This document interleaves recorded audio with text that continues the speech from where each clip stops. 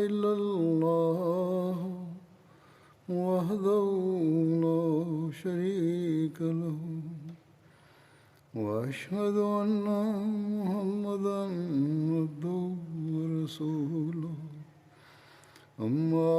بعد فأعوذ بالله من الشيطان الرجيم بسم الله الرحمن الرحيم الحمد لله رب العالمين الرحمن الرحيم مالك يوم الدين إياك نعبد وإياك نستعين اهدنا الصراط المستقيم صراط الذين أنعمت عليهم غير المغضوب عليهم ولا الضالين.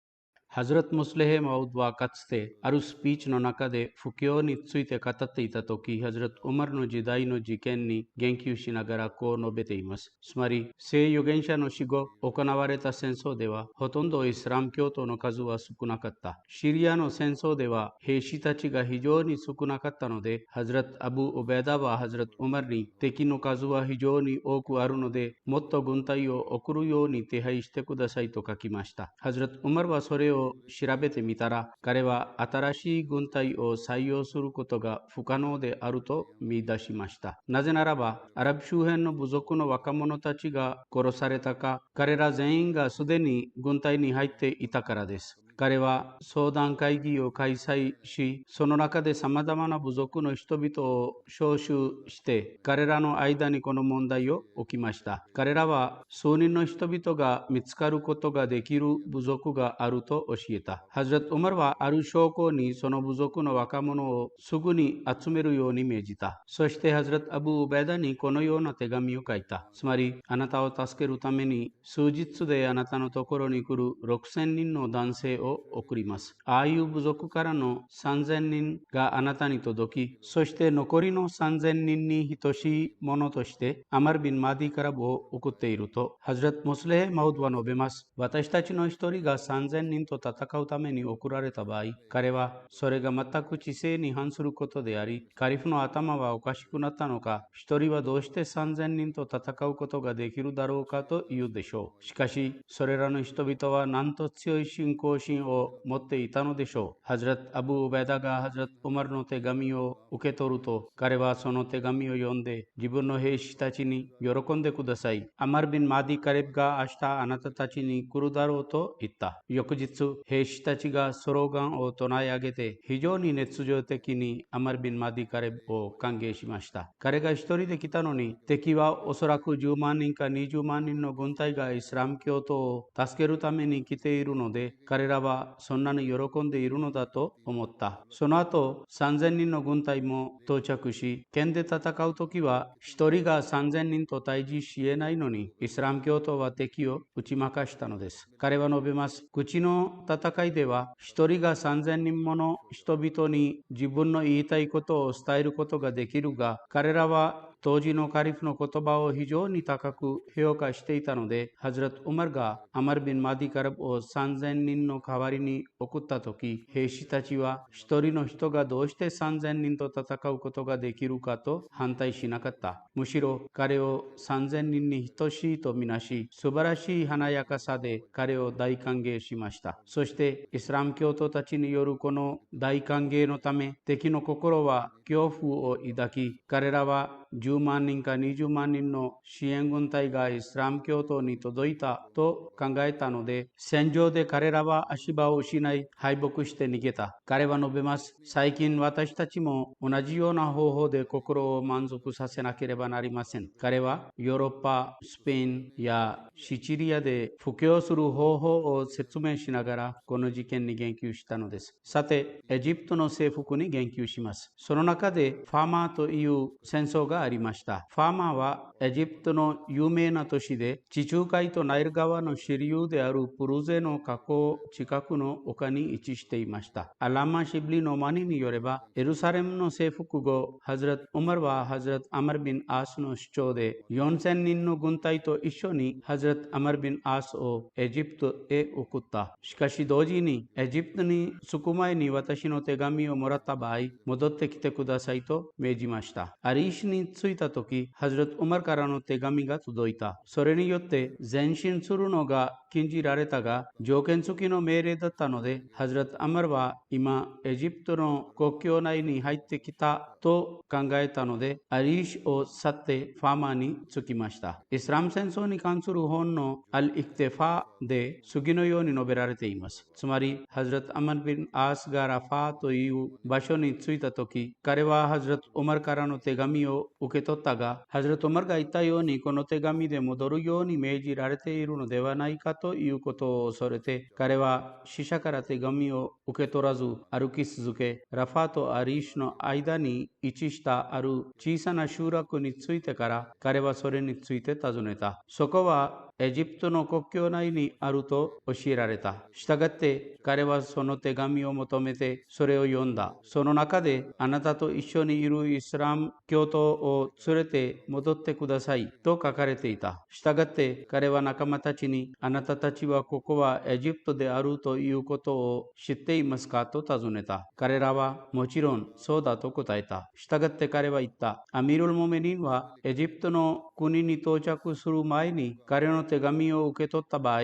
私が戻るべきだと命じたのですが、私はエジプトの領域に入ってからこの手紙を受けたので、アッラーの名において前進してくださいと。そしてまた別の伝説によれば、ハズラット・アマルがパレスチナにいて、そこから許可なしに仲間たちを連れてエジプトに行ったと述べられています。ハズラット・ウマルはこのことを好まなかったので、ハズラット・ウマルは彼に手紙を書いた。ハズラット・アマルがアリーシュに近づいた時にその手紙を受け取ったが、彼はそれを読まず、アリーシュに着いてからそれを読んだ。その手紙は次の通りでした。オマル・ビン・カッターブよりアマル・ビン・アースへ、さて、あなたは仲間たちを連れてエジプトに行ったが、そこにはローマ人の数が多くて、あなたと一緒に少数の人がいます。私の人生に誓っています。神は善をもってあなたを扱いますように。あなたが彼らを連れて行かなかったならよかったのに。ですから、もしあなたはエジプトについていなければ戻ってきてくださいと。この旅でファーマーに到着する前にイスラム軍はローマ人の誰にも遭遇しなかった。むしろ至るところでエジプト人たちが彼らを歓迎したのです。しかし最初にファーマーで戦いがありました。これらは異なった伝説ですが、正確な伝説はエジプトのアリシに到着した後、彼が手紙を受け取ったということのようです。そうでなければ、自分がエジプトに到着した後手紙を開けてみるというような言い訳をするべきではありませんでした。とにかく彼らがエジプトについていたので前進するべきでした。なぜならば、信者は撤退しないからです。ローマ人たちはハズラット・アマルが率いてきた軍隊は少数であり、目覚ましい戦争準備をしていないというニュースを聞き、彼らに対して自分たちが数多くて準備もできているので、彼らを打ち負かすことができると思って、彼らは町の要塞に閉じ込められていました。一方、ハズラット・アマル・ビン・アースはローマ軍の力を知り、彼らは武器と数において自分たちに対して何倍も多いということを知っていたので、彼はファーマーを占領するために突然攻撃して砦の門を開けるか、市民が食料を使い果たし空腹に苦しんで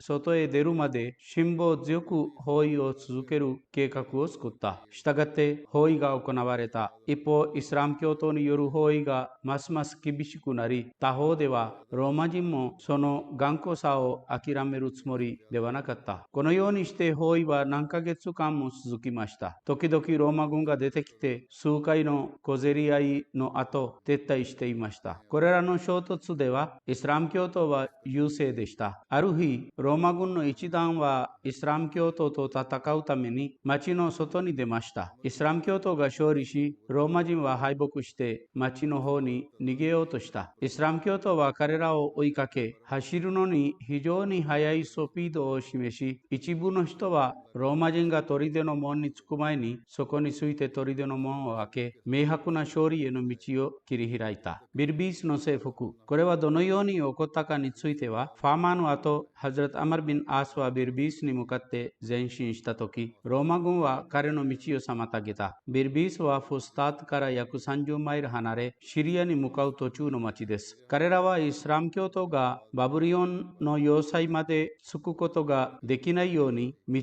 妨げた。古代辞書によれば、バブリオンはエジプトの土地のために使われた名前であり、特にフスタートが位置している場所は昔はバブリオンと呼ばれていました。ローマ軍はここで戦うつもりでしたが、ハズラト・アマル・ビン・アースは彼らに将来何かの言い訳やお詫びすることができないように、私たちが自分の言いたいことをあなたたちに提示するまで急がないでくださいと言いました。そしてまた、あなたたちはアブ・ミリアムをあなたたちの使者として私に送ってくださいと言いました。したがって彼らは戦争をやめ、2人の大使を送りました。これら2人の大使もビルビースの人々の僧侶でした。ハズラト・アマル・ビン・アースは彼らにイスラム教を受け入れるかジズヤ税を支払うことを提案し、そして同時にエジプトについて聖預言者の次のような声明も引用しました。つまり、あなたたちはエジプトを征服するだろう。それはキラートの名前が知られている国です。したがって、あなたたちがそれを征服した後、そこの住民を親切に扱うべきです。なぜならば、彼らへの責任と血族関係のための思いやりがあるからです。または、責任と義理の絆があるからだと言いました。それら二人の大使はこれを聞いてこう答えた。これは非常に遠い関係であり、預言者たちだけがそれを成し遂げることができます。私たちは帰り、戻ってから答えると、ハズラト・アマル・ビン・アースは言いました。私のような人を騙すことはできません。あなたたちが問題を慎重に検討するために、私はあなたたちに3日間の余裕を与えると、2人の大使はもう1日の余裕をくれるように言ったので、彼はもう1日のさらなる余裕を与えた。2人の大使は戻って、コブト族の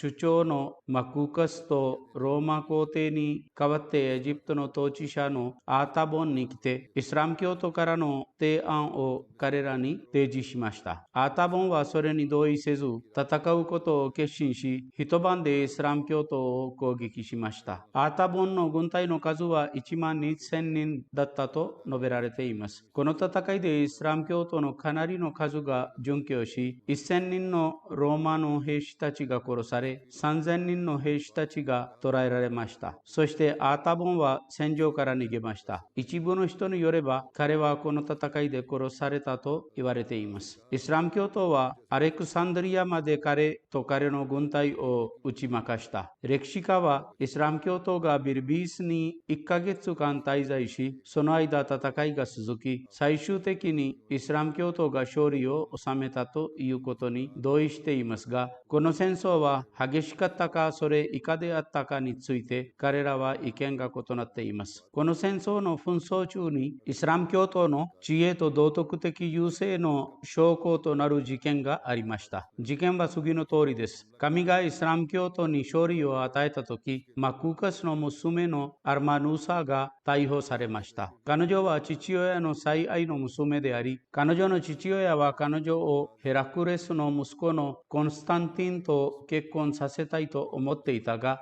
彼女はこの結婚に同意していなかった。ですから彼女は自分のメイドと一緒に観光のためにビルビスに来ていた。とにかくイスラム教徒が彼女を逮捕したとき、ハズラト・アマル・ビン・アースはすべてのサハバとの会議を開催し、神よりのハル・ジャザウル・エッサーネ・イッラル・エッサーンという命令を彼らに読み聞かせた。つまり、善の報いは善の他になり得るでしょうかと、それからこの説、つまり、ハル・ジャザウル・エッサーネ・イッラル・エッサーンを引用してこう言いました。マクーカスは私たちの聖預言者にプレゼントを送ったことがあるので、私の意見では、この女の子と彼女と一緒にいる他の女性たちや彼女の使用に並びに私たちが手に入ったすべての財産をマクーカスに戻すべきであると、みんながアマルビン・アースの意見に同意した。それからアマルビン・アースはマクーカスの娘のアルマヌーサを彼女のすべての宝石と他の女性たちや使用人たちと共に尊敬と敬意を持って彼女の父親に送った。帰るときに彼女のメイドは私たちは四方からアラブ人に囲まれているとアルマヌーサに言った。アルマヌーサは私はアラビアのテントで自分の命と自尊が安全だと考えていますが、父の砦の中で私は命が安全だと考えていないと答えた。それから彼女が父親のもとに着いたとき、彼は彼女とのイスラム教徒の扱い方を見てとても嬉しくなった。それからオムドネンという場所の征服の言及があります。ビルビースの征服後、ハズラト・アマルビン・アースは砂漠の境界を進み、ナイル川のテラジャン湾の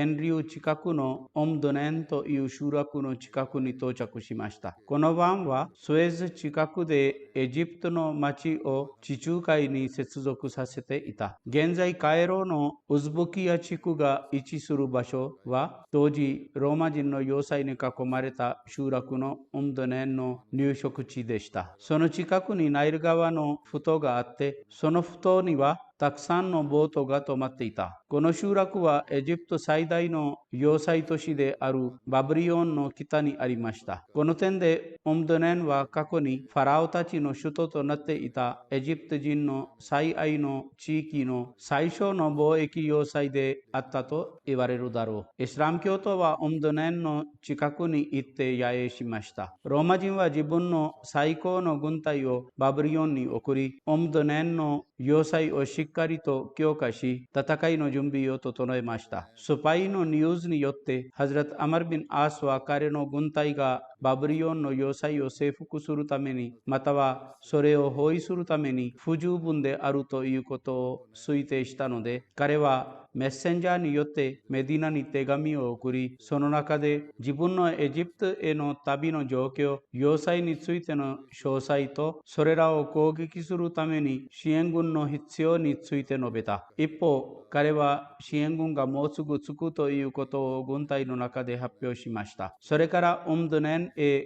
前進し、それを包囲して食料と軍事物資の要塞への供給を止めた。バブリオンの要塞にいたローマ人はビルビースでアータボンの末路を見ており、自分たちが野外でアラブ人と戦うことができないということを知っていたので、彼らはこちらに来ようとしなかった。しかし、オムドネンの軍隊が時々出て、小競り合いで失敗した後、戻っていた。このようにして数週間が経ちました。その間、ヒラファトの宮廷から最初の支援軍が派遣され、もうすぐ到着するというニュースが来ました。そのニュースはイスラム教徒の勇気と力を高めました。ハズラト・ウマルはイスラム軍を助けるために4000人の紙幣を送った。ハズラト・ウマルは1000人ごとに1人のアミールを任命しました。それらのアミールの名前は、ハズラト・ゼイド・ビン・アワム、ハズラト・ミクダード・ビン・アスワド、ハズラト・オバダ・ビン・サミットとハズラト・マスレマ・ビン・ムハラドでした。別の伝説によれば、ハズラト・マスレマ・ビン・ムハラドの代わりに、ハレジャ・ビン・ハザファがアミールとして述べられています。ハズラト・ウマルはこの支援軍を送ったとき、ハズラト・アマルビン・アースに、今あなたと一緒に12000人のムジャヘディンがいます。この数は少数という理由で決して負けることはありません。ローマの戦士は小太人たちと一緒にイスラム教徒と戦うために出ました。両軍の間に激しい戦いがあった。ハズラト・アマル・ビン・アースは戦略的に自分の軍隊を3つの部分に分けた。1つの部分をジャバレ・アハマルの近くに配置し、2番目の部分を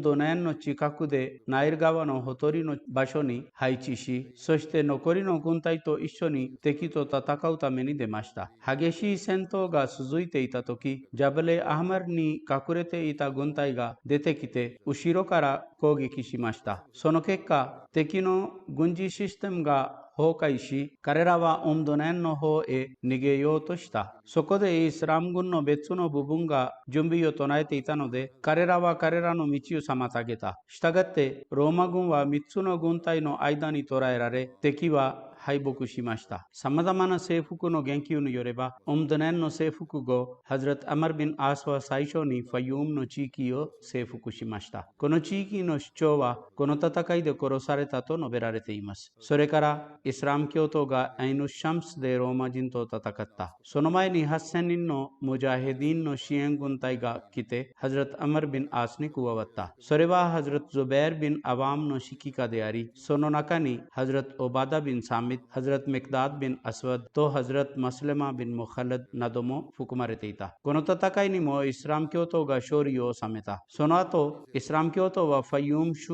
全体を征服しました。イスラム教徒の軍隊の一部は、マヌフィア州の2つの町のアスリーブとマヌフを征服しました。バブリオンの要塞への遠征またはフスタートの征服について次のように述べられています。つまり、ハズラト・アマル・ビン・アースはドネンの征服の後、バブリオンの要塞へ前進し、それを強く包囲しました。現在この地域はフスタートという名前です。この名前の理由は次の通りです。つまりアラビア語ではテントはフスタートと呼ばれています。ハザラト・アマル・ビン・アースは要塞を征服してからそこを去るように命じたときは、偶然にある鳩がハザラト・アマル・ビン・アースのテントに巣を作ったのです。彼がそれを見たとき、彼はそのテントをそのままそこに残すように命じました。そしてハザラト・ウマルはアレクサンドリアから戻ってきて、そのテントの近くに都市を設立したので、その都市はフスタートという名前で知られるようになった。砦の警備員の数は5000人から6000人と推定され、彼らはあらゆる方法で武装していた。ハズラト・アマルはバブリオンの要塞を包囲し始めました。アレクサンドリアの後、それが非常に強い砦であり、焼かれたレンガで作られ、四方からナイル川の水に囲まれていた。ナイル川沿いにあり、砦の入り口に船やボートがやってきていたので、政府のニーズに非常に適していた場所でした。アラブ人はこの強い要塞を攻撃するための武器を持っていなかったし、そのための準備もできていなかった。ハズラト・アマルは最初にそれを包囲する準備をしました。エジプトの支配者である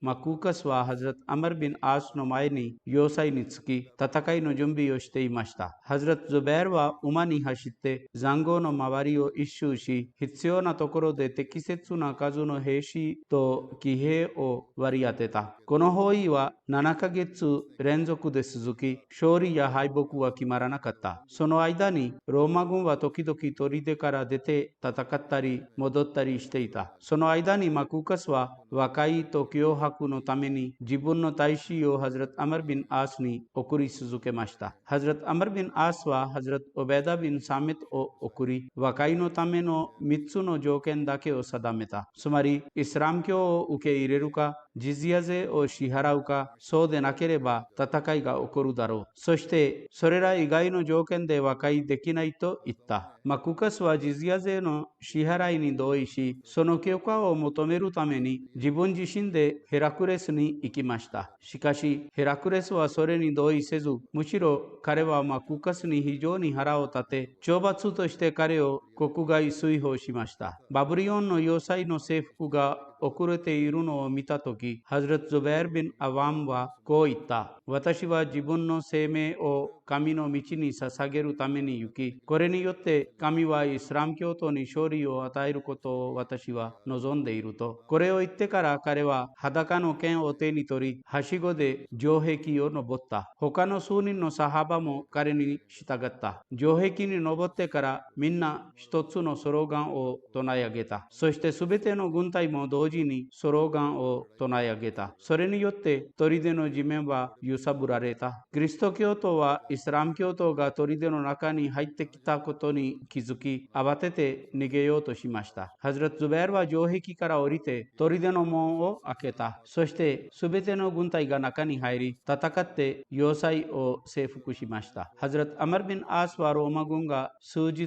分の食べ物を持ってここから出ていくことかつ、バブリオンの要塞にある装甲や戦争の武器はイスラム教徒の戦利品であるから、それらに手を触れてはいけないという条件に彼らに保護を与えた。それからハズラト・アマル・ビン・アースはバブリオンの要塞のドームや高くて頑丈な壁を壊しました。バブリオンの要塞の征服後、イスラム軍はエジプトのさまざまな地域や要塞を征服し、それらの中で最も際立っているのはタヌード、ナクビス、スルタエトやキリユンなどです。エレクサンドリアがどのように征服されたかについて次のように述べられています。フスタートの征服後、ハズラト・ウマルはエレクサンドリアを征服することを許可しました。エレクサンドリアとフスタートの間のキリヨンという場所でローマ人との激しい戦いがあり、イスラム教徒は勝利しました。その後、アレクサンドリアまでローマ人に遭遇しなかった。マクカスは和解したかったが、ローマ人は彼に圧力をかけた結果、マクカスはハズラト・アマル・ビン・アースに、私とコボト族がこの戦争に関与していないので、私たちが傷つけられるべきではないというメッセージを送った。コボト人がこの戦いから離れており、むしろ彼らはイスラム軍を支持し、イスラム教徒のための道を開き、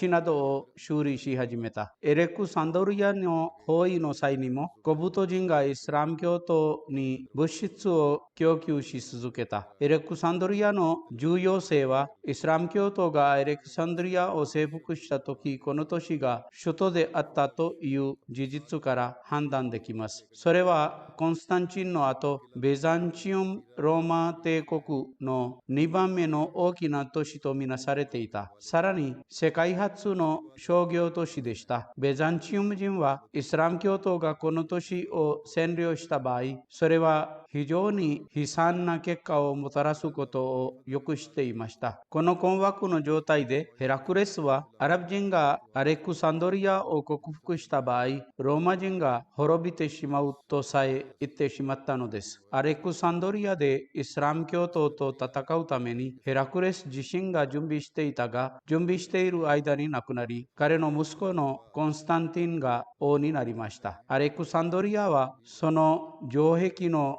頑丈さ、位置する場所や多数の警備員のため防衛の点で独特のポジションを持っていた。アレクサンダリアの包囲が9ヶ月間続いたので、ハズラト・ウマルは心配していた。そしてハズラト・ウマルは、多分あなたたちはそこに留まることによって贅沢になっただろう。さもなければ勝利はそれほど遅くなかっただろうということを書き、このメッセージを持ってイスラム教徒の中でスピーチを行ってから攻撃してくださいという手紙を送った。ハズラト・ウマルからのこの手紙を読み聞かせた後、ハズラト・アマル・ビン・アースはハズラト・オバダ・ビン・サミットを呼び出し、彼に指揮を手渡した。イスラム教徒は非常に猛烈な攻撃をして都市を征服した。ハズラト・アマルはすぐにメッセンジャーをメディナに送り、できる限り早く行ってアミル・モメニンに朗報を伝えてくださいと言った。メッセンジャーはラクダに乗って旅しながらメディナに到着しました。正午だったので、彼はくつろぎの時間だと思ってヒラファットの宮廷に行く前に直接マスジャデ・ナビへ行きました。偶然にハズラト・ウマルの女奴隷がそこに出てきて、彼は誰でありどこから来たのだと尋ねた。メッセンジャーはアレクサンドリアから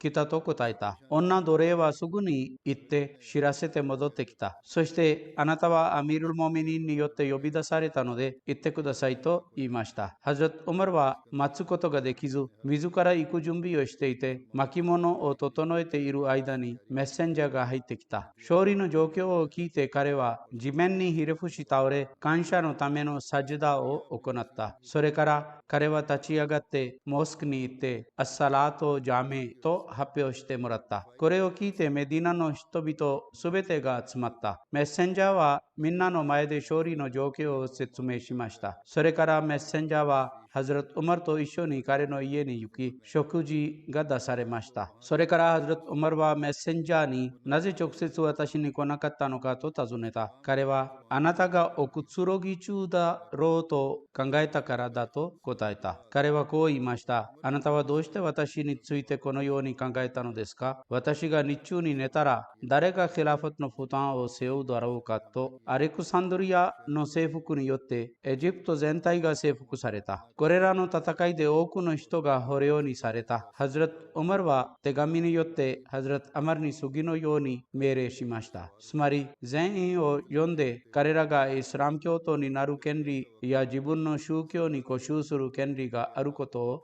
伝えてください。イスラムを受け入れる場合、彼らはイスラム教徒が持っているすべての権利を持つだろう。そうでなければ、すべての人民と同様にジズヤ税を支払うべきだと。ハズラット・ウマルのこの命令が捕虜たちの前で読み上げられたとき、多くの捕虜がイスラム教を受け入れ、多くの捕虜は自分の宗教に固執し続けた。誰かがイスラム教を公言していたとき、イスラム教徒はアッラーフ・アクバルというスローガンを掲げていた。そして誰かがキリスト教徒を宣言すると、すべてのキリスト教徒はお祝いの言葉を叫び、イスラム教徒は悲しくなっていた。アレクサンドリア図書館の焼却事件は一部のオリエンタリストによって非常に精力的に報告されていますが、その現実は何であるかについては、アレクサンドリアのこの征服に関して反対者たち、特にキリスト教の作家たちによって非難されているのは、ハズラット・ウマルがアレクサンドリアの兄弟図書館の焼却を命じたということです。そしてこの非難によって、まるでイスラム教徒が知恵と知識に反対して、アレクサンドリアの非常に大きな図書館を焼却し、6ヶ月間その火事が続いていたという印象を与えようとしていたかのようです。しかし、知性と歴史の両方の観点から、この意義は完全に偽造され、偽物であるように思われています。なぜならば、自分の神と指導者なる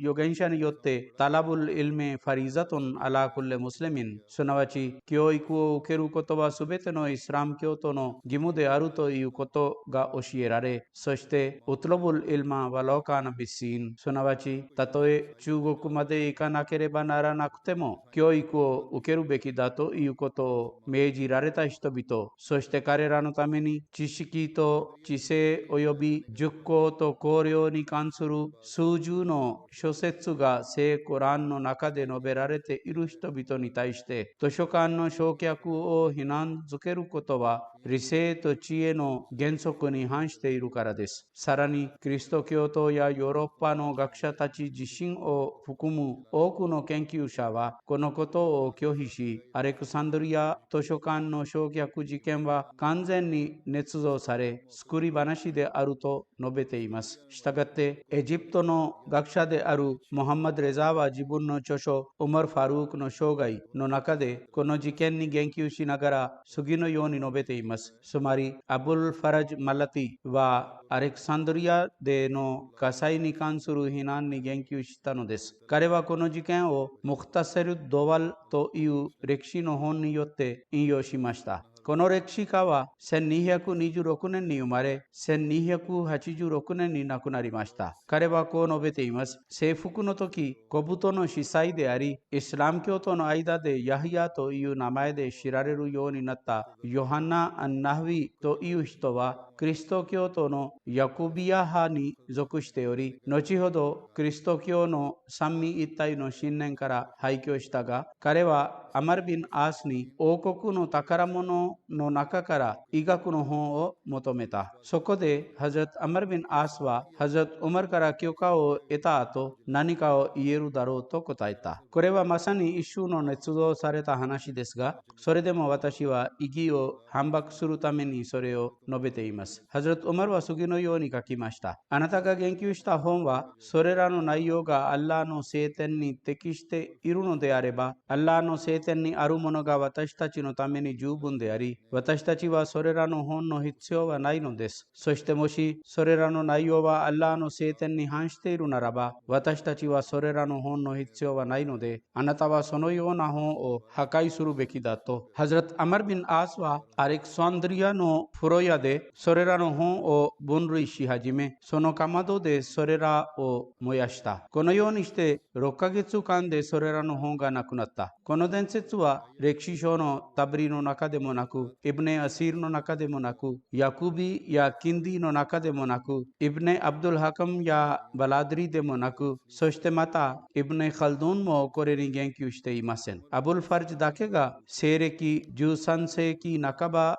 とヒジラ歴7世紀初頭にいかなる出典も言及せずにそれを述べたのです。バトラー教授はヨヘナ・ナフビについて研究し、図書館の火災が言及されている西暦642年には彼が生きていなかったと述べています。ブリタニカ早川辞典によれば、ヨヘナが5世紀後半から6世紀初頭に生きていたと述べられています。そしてエジプトが7世紀初頭に征服されたことも知られています。これに基づくと、バトラー教授は彼が当時死んでいたと正しく言ったのです。したがって言及されているこの事件は、たとえ間違った言及としても、彼がそれよりずっと前に亡くなっていたのです。そしてまた、Dr. イブラヒム・ハサンは、プロフェッサー・イスマイルを引用して、自分の本、アマルビン・アースの歴史の中で次のように述べます。つまり、当時、文庫、すなわち図書館はアレクサンドリアには存在していませんでした。なぜならば、その2つの部分のうちの大きな部分がジュリアス・シーザーの軍隊によって紀元前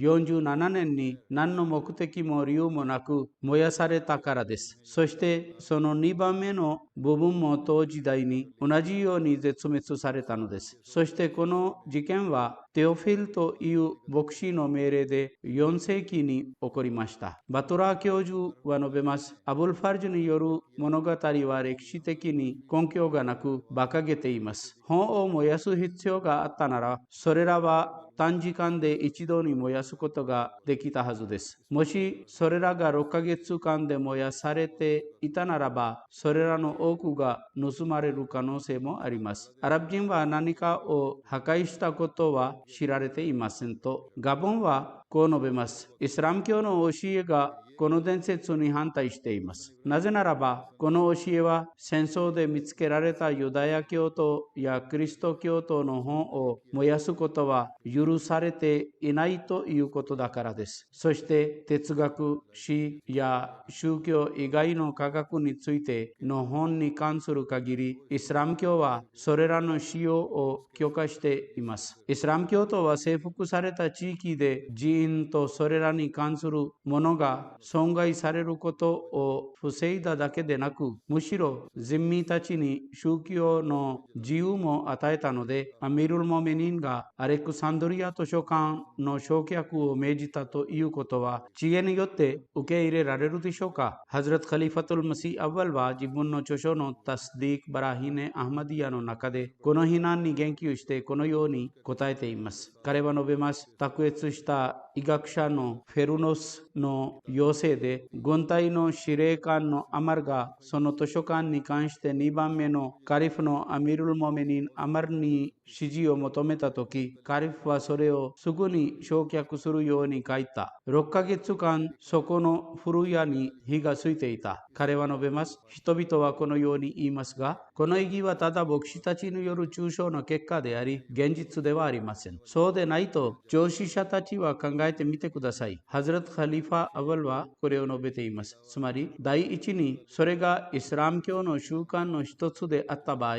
イスラム教のカリフであるウマルは、自分の祝福された時代にユダヤ人とキリスト教徒の聖典を燃やしたであろうということです。なぜならば、これら2つの宗教、すなわち聖典を持った宗教がイスラム教によって最初に呼びかけられていたからです。それからイスラム教はゾロアスター教徒を完全に支配しましたが、イスラム教徒が彼らの本を燃やしたということはいかなる歴史によっても示されていません。この行為がイスラム教またはイスラムのカリフたちの印、つまり習慣であったなら、それが行われた理由は常にイスラム教に存在し、イスラム教をそれから禁じるものは何もなかっただろう。第2に、ハズラト・カリファ・アワルは述べます。宗教的な本の焼却がイスラムの王たちとイスラムの人々の仕事であったならば、ギリシアの哲学、ギリシアの医学やギリシャの科学がアラビア語に翻訳されたことは不可能だったはずだということです。第3には、イスラム教徒が本の焼却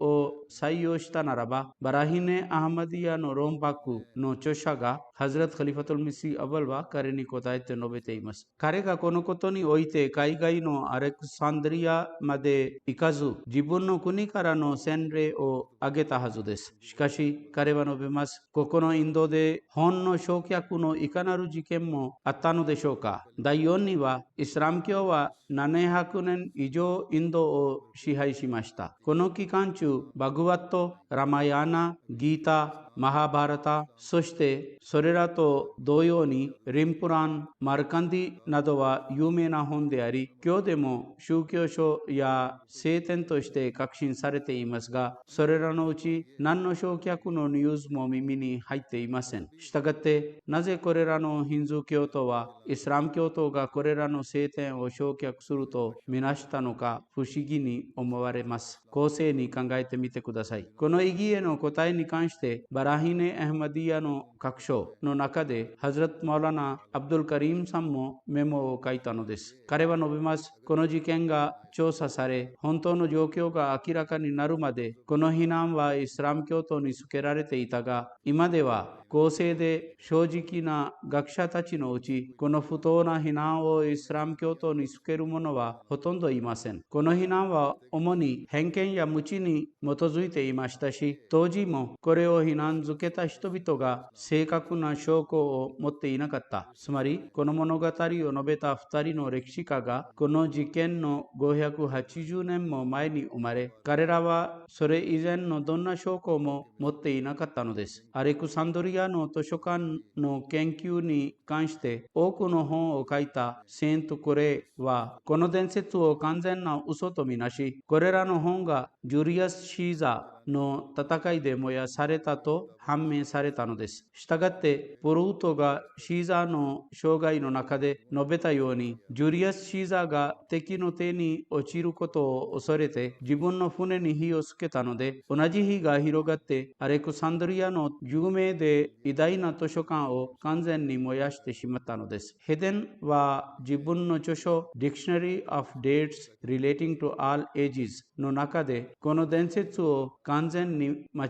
っていると記載し、さらに彼は自分の研究によってこの話が非常に疑わしいというメモを述べたのです。ハズラト・ウマルによるそれらの本がイスラム教に反している場合、焼却すべきだという言葉がイスラム教徒によって認められていません。一部の人々はこの見解を西暦391年に存在したアレクサンドリアのビショップであるテオフィラスに起因すると考え、一部はこれが西暦1500年に存在したカーディナル・ジェミナンスに起因すると考えたのです。また、彼は述べます。私たちの有名な若い博士のライトナーが自分の著書サニーヌル・イスラムの中でこの誤った伝説に従っています。そして残念ながら博士は自分の研究において騙されたようです。ジョン・ウィリアム・ドレパーはその有名な本で最初はこの声明を間違った伝説者によって引用したが、後で彼はこの声明の誤りを認め、実際にこれらの本はジュリアン・シーザーの戦いで燃やされたのだと述べたのです。この声明は完全に効果がなく、単なるフィクションであると今や絶対に確信を持って言えます。残念でなくべきことは、偏見的なカーディナル・ジェミナンズがグラナダの部屋で8万冊のアラビア語の手書きの本が焼却されるために炎に投げ捨てられたという事実です。スペインがイスラム教徒から奪われ、キリスト教徒によって占領されたとき、彼らはグラナダの図書館の8万冊の本を焼却したのです。これはイスラム教を非難する代わりに実際になくべきところです。Conflict between religion and science を参照せよ。この中にこの参照が含まれています。いずれにせよ、これが非難されている図書館の焼却への言及でした。バルカやトリポリの征服が言及されています。エジプトを征服し、そこに平和と秩序が確立された後、アマルビン・アースは征服された地域への危険が残らないようにモロッコの方に前進した。なぜならば、バルカとトリポリではローマ軍の一部が常態化され、機会を捉えることで人々からの誘惑によってエジプトのイスラム教徒を攻撃する可能性があったからです。アレクサンドリアとモロッコの間にある地域はバルカと呼ばれ、そこには多くの町や集落があります。したがってヒジラ歴22年にアマルビン・アースはその軍隊を率いてバルカへ行進した。アレクサンドリアからバルカへの道はとても緑豊かで人口密度が高かったので、そこに着くために彼は敵のいかなる陰謀にも遭遇することはなかった。そこに到着した時、人々はジズヤ税を支払うことで和解しました。その後、バルカの人々は自らエジプトの統治者に行って自分の税金を納めてきていた。イスラム教徒の方から誰も彼らに行く必要はなかった。これらの人々はモロッコで最も単純な人でした。彼らにはいかなる反逆や騒乱もなかった。アマルビン・アースはここを去って安全で強力な要塞の都市であるトリポリへ前進しました。そこに多数のローマ軍が駐屯していた。彼らはイスラム教徒の到来のニュースを聞いて自分の要塞の門を閉めたので、イスラム教徒による包囲に耐えざるを得なかった。この包囲は1ヶ月間続きましたが、イスラム教徒はあまり成功できませんでした。トリポリの後ろは町に連接した海が流れ、海と町の間に壁はありませんでした。イスラム教徒の一団がこの秘密を知り、後ろの方から海によって町に入りました。彼らは大声でタクビールのスローガンを叫んだ。今、軍は自分のボートに逃げて避難せざるを得ませんでした。彼らが逃げるとすぐにアマルビン・アースは後ろから彼らを攻撃しました。ボートで逃げた人を除いて彼らのほとんどが剣で殺された。イスラム教徒は市内の商品と財産を戦利品として押収しました。トリポリを取り扱った後、ハズラト・アマルビン・アースは自分の軍隊を近くの周辺に広げた。彼はモロッコの方向に征服を完了し、次にチュネジアとアフリカに向かうつもりでした。したがって彼はこのことに関してサイエドナ・ウマルビン・カッターブに手紙を送った。しかし、ハズラト・ウマルはイスラム軍を新しい戦線に送るのにためらっており、特にシリアからトリポリまでの迅速な征服のため、征服された地域の状態に安心していなかったので、彼はイスラム軍がトリポリで止まるように命じた。ハズラト・ウマルのヒラファット時代にイスラム帝国の領域は遠隔地の境界に触れ始めました。イスラム帝国は東のジェフン川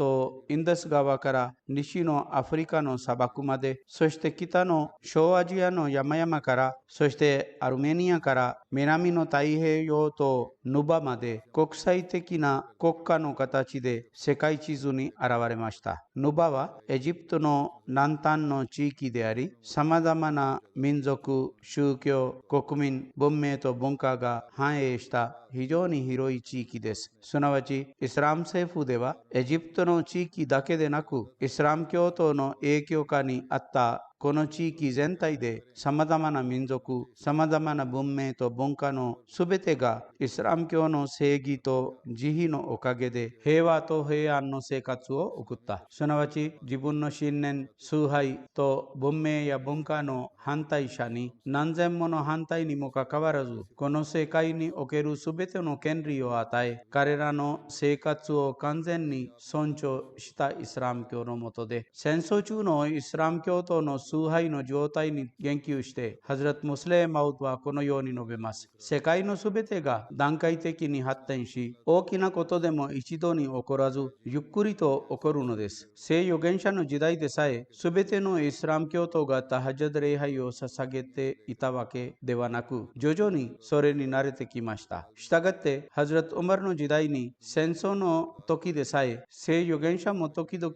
それをできなかったことが証明されているのに、イスラム教徒はタハジャド礼拝を遵守していました。聖預言者が戦争の日々の間にタハジャド礼拝のために起きていたでしょうが、時々起きられなかったことが証明されています。しかし、ハズラト・ウマルの時代にイスラム教徒は戦争の日々にもタハジャド礼拝を遵守していた。したがって、かつてヘラクレスが夜に彼らを攻撃することを意図したとき、激しい議論があり、結局夜に攻撃しないように決まりました。なぜならば、イスラム教徒は夜に眠らず、タハジャド礼拝を捧げるので、夜に攻撃することは役立たないからです。これもまた、初期にはできなかった進歩の印です。当初、聖預言者がこのために大きな動機と奨励をする必要があったが、後ほど徐々に弱者でさえそれに慣れてきました。聖預言者のカリフたちの時代に起こった戦争に言及して、ハズラト・ムスレヘ・マウドはこのように述べています。つまり、イスラム教は戦う命令をしただけでなく、むしろ特定の好都合のもとで抑圧に耐え忍ぶように指示したこともあります。したがって、一方、神は誰かがあなたに平手打ちをした場合、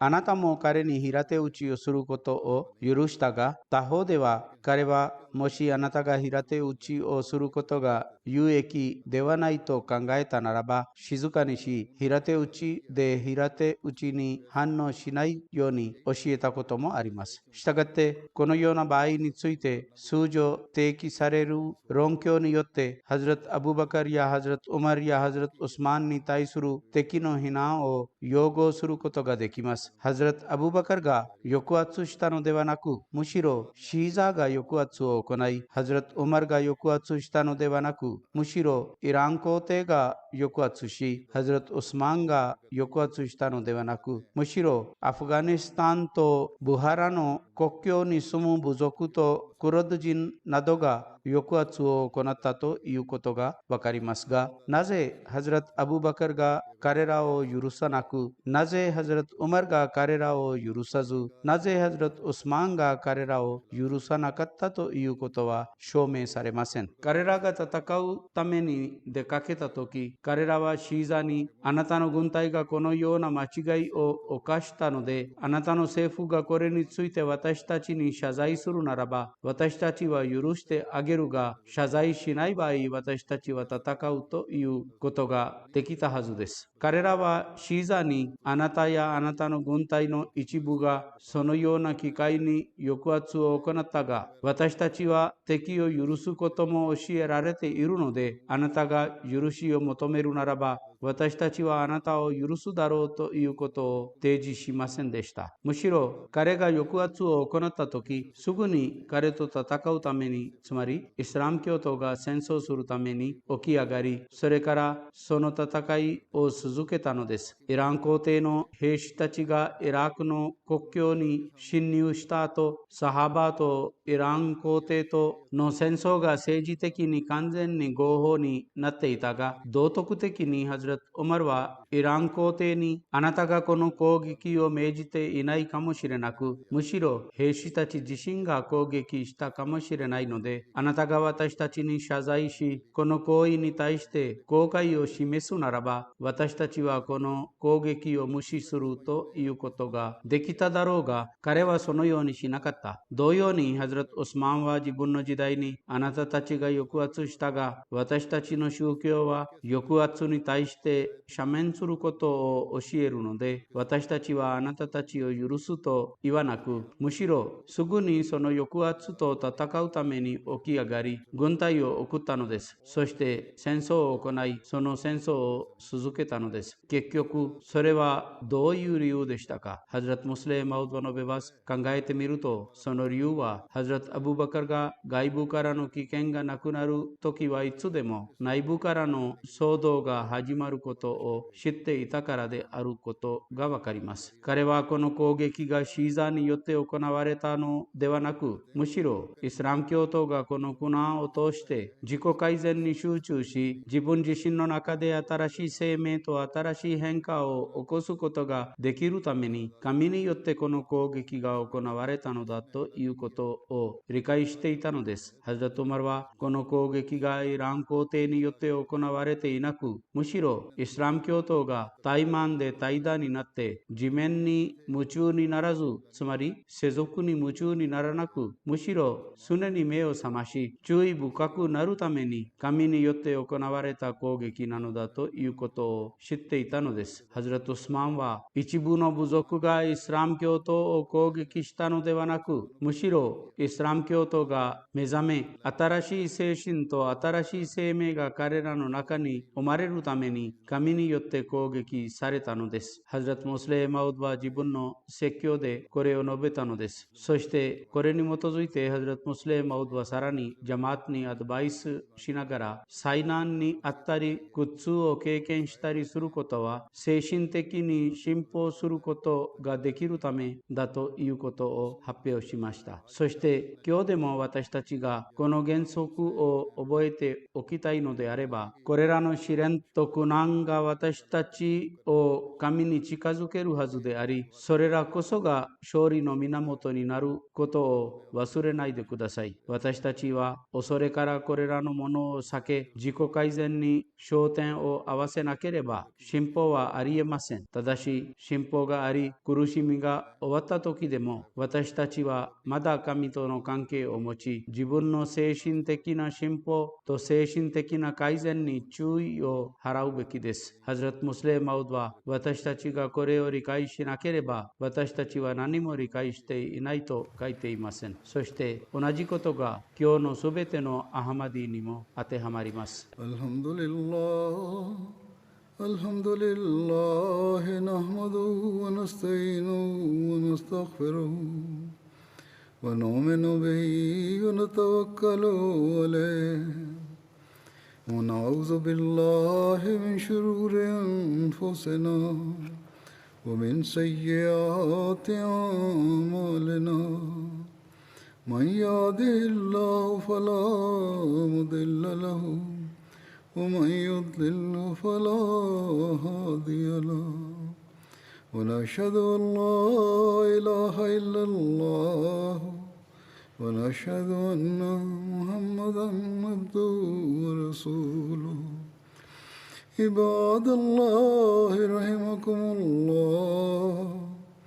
إن الله يأمر بالعدل والإحسان وإيتاء ذي القربى وينهى عن الفحشاء والمنكر والبغي يعظكم لعلكم تذكرون اذكروا الله يذكركم وادعوه يستجب لكم ولذكر الله أكبر